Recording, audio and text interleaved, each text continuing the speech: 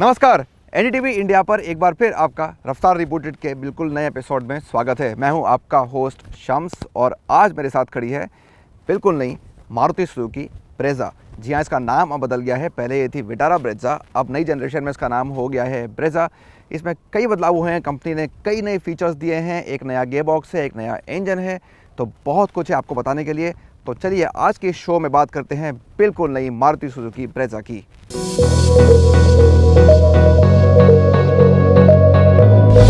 Maruti Suzuki Vitara Brezza को पहली बार 2016 में लॉन्च किया गया था और आते ही इस कार ने बाजार में धूम मचा दी। उसके कुछ साल बाद इसमें एक अहम बदलाव भी आया कि इसके डीजल इंजन को हटाकर एसयूवी पर एक पेट्रोल इंजन की पेशकश की गई और अब आई है कार की बिल्कुल नई जनरेशन, जिसकी सवारी करने हम पहुंचे चेन्नई।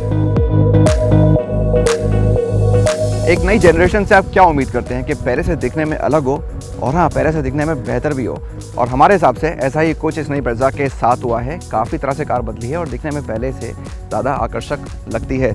चेहरा भी पूरा नया है, तो आपको एक नई ग्रिल मिल जाती है। अच्छा कॉम्बिनेशन है यहाँ क्रोम और इस ब्लैक का, पहले से कम है क्रोम, शायद आप में से कुछ लोगों को पसंद ना आए।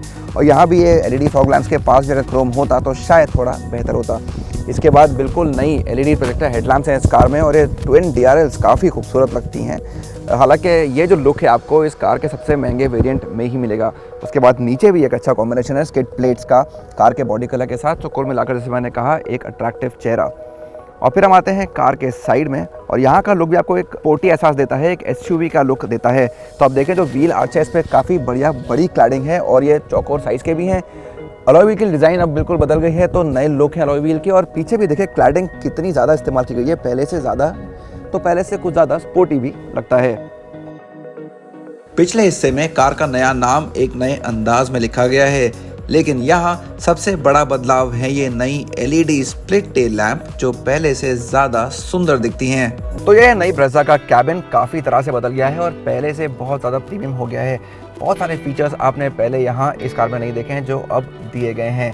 आपके सामने है एक हेड अप डिस्प्ले जो आपको बहुत सारी इन्फॉर्मेशन देता है, एक सेफ्टी फीचर के हिसाब से भी अच्छा काम करता है। इंस्ट्रूमेंट क्लस्टर है, थोड़ा एनालॉग है, थोड़ा डिजिटल है। डिजिटल में आपको कई सारी इन्फॉर्मेशन मिल जाती हैं। आप एक हाइब्रिड कार चला रहे हैं, स्मार्ट हाइब्रिड, तो उसकी इन्फॉर्मेशन मिल जाती है, रेंज वगैरह की। हालांकि ये कहना होगा कि बहुत सारी कार्स में सेगमेंट में एक पूरा डिजिटल क्लस्टर भी आता है और इस बारे में शायद मारुति इस नई जनरेशन के साथ सोच सकती थी, जो हमें नहीं दिया गया है। इसके अलावा ये नया smart play pro plus infotainment system है, बहुत सारे फीचर्स हैं, इस्तेमाल करने में काफ़ी अच्छा है। और साथ में सुजुकी कनेक्ट भी इसमें दिया गया है, जो बहुत अच्छी चीज़ है। कनेक्टिविटी आपको मिल जाती है अब ब्रेज़ा के साथ। इसमें ही आपको 360 डिग्री का पार्किंग कैमरा भी मिल जाएगा, वो भी एक बहुत काम की चीज़ है, स्पेशली शहरी इस्तेमाल में आपके ये बहुत काम आएगा।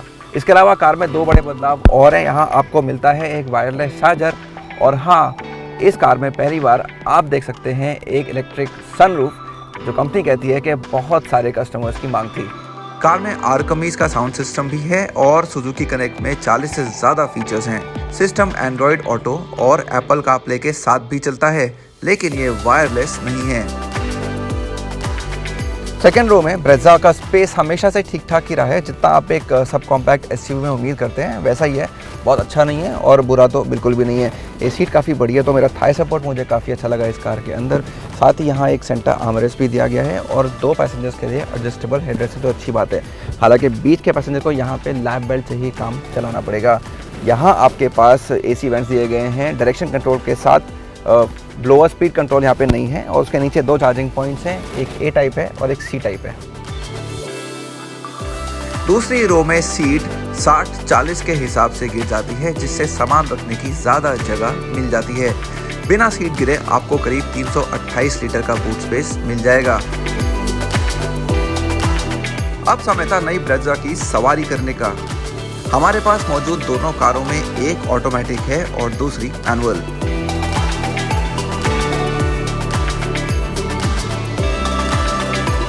मैंने शुरुआत करी है नई ब्रेज़ा के मैनुअल वर्जन के साथ। यहाँ पे नया के सीरीज़ का पेट्रोल इंजन लगा है, नई जनरेशन का इंजन है, तो रिफाइनमेंट थोड़ा सा बेहतर महसूस होता है और परफॉर्मेंस भी इसकी अच्छी है। सेगमेंट के सबसे दमदार इंजन में से एक है। अगर आप आंकड़ों की बात करें तो आपको यहाँ 103 bhp मिल जाता है और करीब 137 Nm भी मिल जाता है, तो वो जस्टिफाई करता है इंजन के साइज़ को। तो एक ड्राइव जिसकी आपको तलाश है, तो जिसमें ज़्यादा लैग नहीं है, आपको एक अच्छी परफॉर्मेंस जो है वो इस इंजन के साथ मिल जाती है। हालांकि एक पेट्रोल कार को देखते हुए जो गियर शिफ्ट है वो थोड़ा सा और स्मूथ हो सकता था। जब आप गियर बदलते हैं तो आपको हल्का सा इसमें अड़चन लगती है, अगर वो नहीं होता तो ये सिस्टम और बेहतर होता। यहाँ 1.5 लीटर का K series dual jet petrol engine एक 5 स्पीड मैनुअल गियरबॉक्स के साथ काम करता है, जो पहले जैसा ही है। लेकिन कार में जो बड़ा फर्क है वो है इसका नया ऑटोमेटिक गियरबॉक्स। हमारी कार पर ये खाकी रंग में था।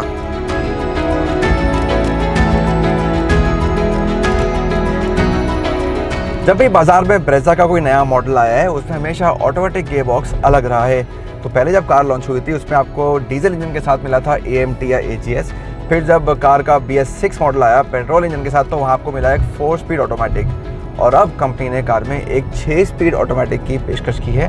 तो यकीनन ये पहले से ज़्यादा बेहतर है, इसमें बेहतर रिस्पॉन्स है, परफॉर्मेंस ज़्यादा अच्छी है। आपको अगर कार चलाने में मज़ा आता है तो आपको ये 6 स्पीड का गियरबॉक्स उस 4 स्पीड से ज़्यादा अच्छा लगेगा। गियर चेंजेस लीनियर हैं, बहुत तेज़ी से तो नहीं बदलते हैं, तो साफ दिखता है कि कोशिश है आपको एक बेहतर माइलेज वाली कार देने की। हाँ, अच्छी बात है कि यहाँ आपके पास पैडल शिफ्टर्स भी दिए गए हैं, तो अगर आपको थोड़ा सा कंट्रोल अपने हाथों में लेना है, जल्दी गियर बदलने हैं, तो आप पैडल शिफ्टर्स का यूज़ ज़रूर इस कार में कर सकते हैं। नई ब्रेजा में एक स्मार्ट हाइब्रिड सिस्टम है जो कि एक माइल्ड हाइब्रिड है, तो एक छोटी सी बैटरी की मदद से कार का माइलेज थोड़ा बढ़ जाता है। कोशिश ये है कि आपको एक किफ़ायती ड्राइव मिल सके कार में। और आइडल स्टार्ट स्टॉप फंक्शन भी है, तो अगर आप न्यूट्रल में कार को रोकते हैं तो इसका इंजन खुद बंद हो जाता है, और फिर आप जब क्लच दबाते हैं तो खुद इसका इंजन चालू हो जाता है। तो उससे भी आपके पेट्रोल बचाने में मदद मिलती है। तो कुल मिलाकर आपको मिलता है बेहतर माइलेज।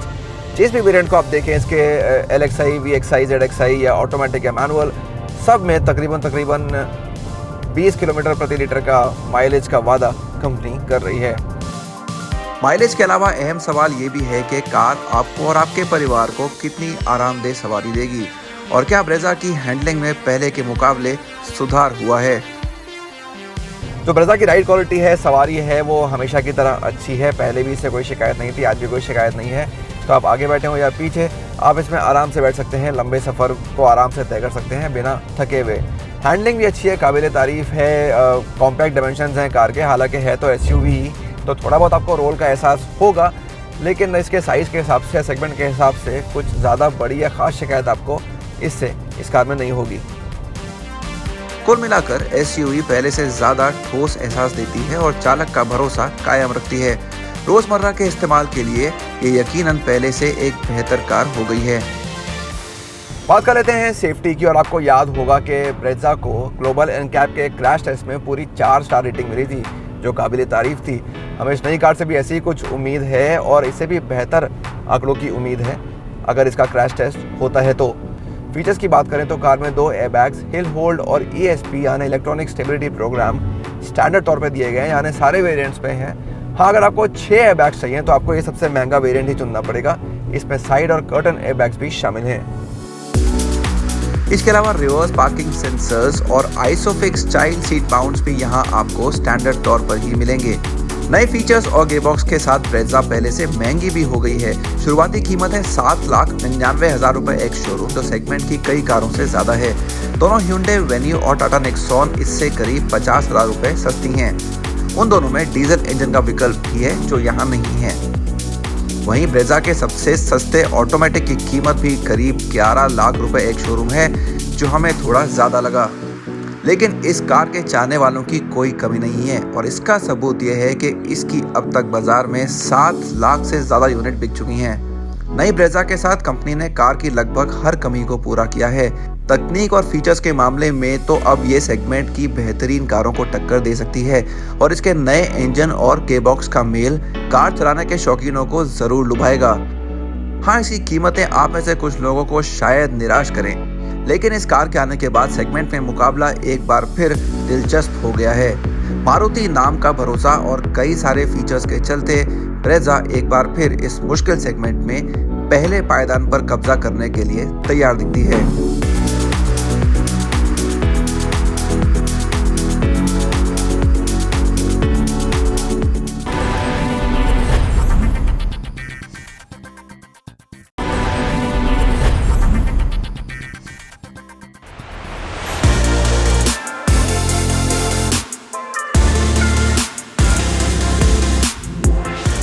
ओबेन इलेक्ट्रिक एक नई बाइक कंपनी है और अब ये अपनी पहली इलेक्ट्रिक मोटरसाइकिल पेश कर रही है जो बढ़िया आंकड़ों का दावा करता है। इलेक्ट्रिक मोटरसाइकिल सेगमेंट में काफ़ी एक्साइटिंग टाइम चल रहा है और अब की नई पेशकश है ओबेन की रोर। एक इलेक्ट्रिक मोटरसाइकिल है जो 150 सीसी मोटरसाइकिल से compete करती है, लेकिन इसका मुकाबला रिवोल्ट RV400 और टॉर्क क्राटोस R जैसी मोटरसाइकिलों से भी होगा। तो क्या इसमें है शेर की दहाड़ जैसी परफॉर्मेंस? चलिए देखते हैं। रोर में एक नियो क्लासिक डिजाइन भाषा दिखती है जो एक नियो स्पोर्ट्स कैफे डिजाइन की याद दिलाती है। गोल हेडलैम्प, छोटा पिछला हिस्सा और ग्लॉस ब्लैक और सिल्वर रंग लुक्स में इजाफा करते हैं। प्लास्टिक बॉडीवर्क के नीचे एक ट्रेलिस फ्रेम है जिसे कंपनी ने खुद बनाया है। जहां स्टाइलिंग आपको पसंद आएगी, क्वालिटी जरूर बेहतर हो सकती थी। Plastic panels, paint, switch gear quality और सीट कुशनिंग में सुधार की गुंजाइश है। डिजिटल इंस्ट्रूमेंट क्लस्टर में बहुत सारी जानकारी जरूर मिलती है, लेकिन तेज रोशनी में इसको पढ़ना थोड़ा मुश्किल हो जाता है। सड़क पर इलेक्ट्रिक बाइक काफी तेज महसूस होती है। हैवक मोड में तो थ्रॉटल और ज्यादा आक्रामक हो जाता है। बाइक तेजी से रफ्तार पकड़ती है और 70 किलोमीटर प्रति घंटा जल्दी से छू लेती है। इको और सिटी मोड्स में भी परफॉर्मेंस की कमी नहीं लगती। हाँ, एक्सेलरेशन में बड़ा फर्क जरूर है, लेकिन चढ़ाई पर जाने के लिए यहाँ अच्छी लो एंड पावर दी गई है। लेकिन 80 किलोमीटर प्रति घंटे से ऊपर आपको थोड़े वाइब्रेशंस फुट पेग्स पर जरूर महसूस होंगे। सस्पेंशन हल्का सा सख्त है और खराब सड़कों का आसानी से सामना कर लेता है। शासी को भी मुड़ते समय भरोसा देने के लिए बनाया गया है, जिससे बाइक मजेदार बन जाती है। ओबेन का कहना है कि जो रोड पे आपको रेंज मिलता है वो 150 kilometres on a single charge है। इको मोड पे ये 120 किलोमीटर हो जाता है सिटी मोड पे, और down to 100 kilometres havoc mode पे। लेकिन ये जो रेंज है वो ट्रू रेंज है। जो इंडियन ड्राइविंग साइकिल का रेंज है वो 200 kilometre on a single charge हो जाता है।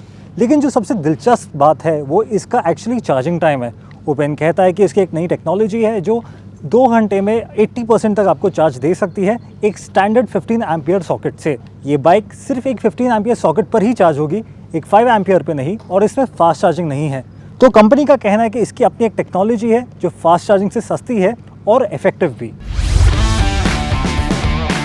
रोड में काफी बड़ा 200 मिलीमीटर का ग्राउंड क्लियरेंस है, तकरीबन एक एडवेंचर बाइक की तरह। तो खराब सड़कों पर आपको इससे शिकायत बिल्कुल नहीं होगी। सब्सिडी से पहले की ओबेन रोर की एक शोरूम कीमत 1.25 लाख रुपए है और सब्सिडीज के बाद ये और पैसा वसूल बन जाती है।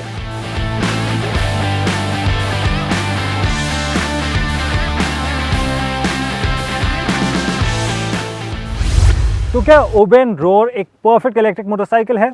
इसका जवाब है नहीं। क्या ये बन सकती है?